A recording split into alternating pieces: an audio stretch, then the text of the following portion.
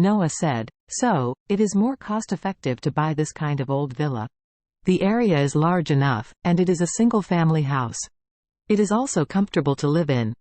It does not matter if the house is old. Just we can renovate it."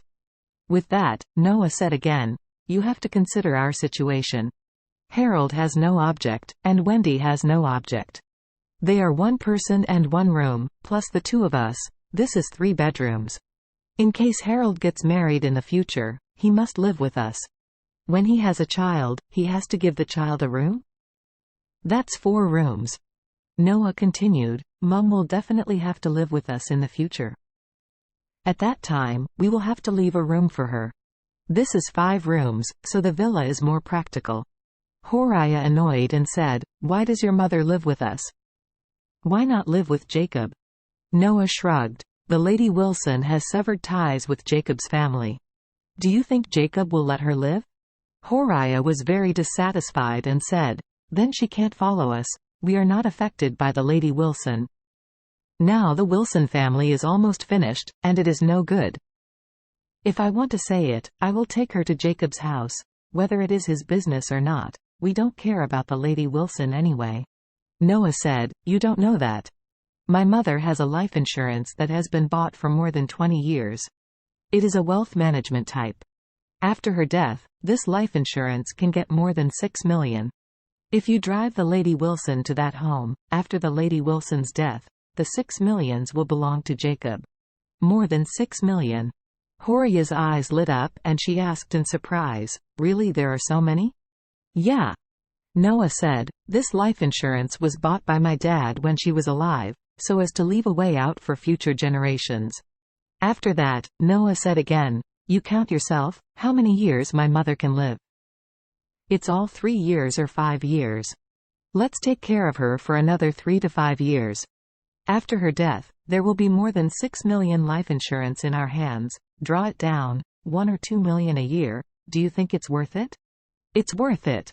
Horiah rubbed his hands in excitement, and said excitedly, "Then you have to look good on your mother, and you definitely can't let Jacob's family grab it." Noah nodded and said with a smile, "That's natural. More than $6 million won't be given to Jacob at that time." Horiah hurriedly said, "Not only will I not give him more than 6 million pennies, when mother is dead, and we have to pay for funeral in the cemetery, Jacob will have to pay half." Noah subconsciously said, "The Lady Wilson has cut off relations with him. Can he pay the money? Are you stupid?" Horiah blurted out, "The Lady Wilson broke off relations with him. It was verbal and does not have legal effect. When the Lady Wilson dies, if Jacob is unwilling to pay the money, then let's go to court, sued him. After all, before the law, he is still the son of Lady Wilson, and he has the responsibility and obligation to pay half of the money." Noah instantly beamed his eyebrows and laughed, "Wife, you are right. By then, Jacob's half can't be discounted by a single point. It's my wife who is smart. Ha ha ha." Horiah was also full of pride, and said with a grin, "Jacob and Elaine's 2 silly dumb hats, playing with us, how can they be our opponents?" As soon as the voice fell, a little real estate agency girl in a small suit came over and asked politely, "Are you Mr. Wilson and Mrs. Wilson?" "Yes, yes, yes." Noah nodded hurriedly and said, "You are the granddaughter of Premium Land Real Estate, right?" "That's right." The little girl smiled slightly and said, "Mr. Wilson and Mrs. Wilson, I have already made an appointment with the owner of this villa. She is in the villa now. We can go directly to inspect the house." "Okay." Noah said hurriedly, "Then go over and take a look." While leading the way, the little girl said, "I will introduce you to this villa. The owner is an aunt. This time she wants to clear the property and immigrate to the United States.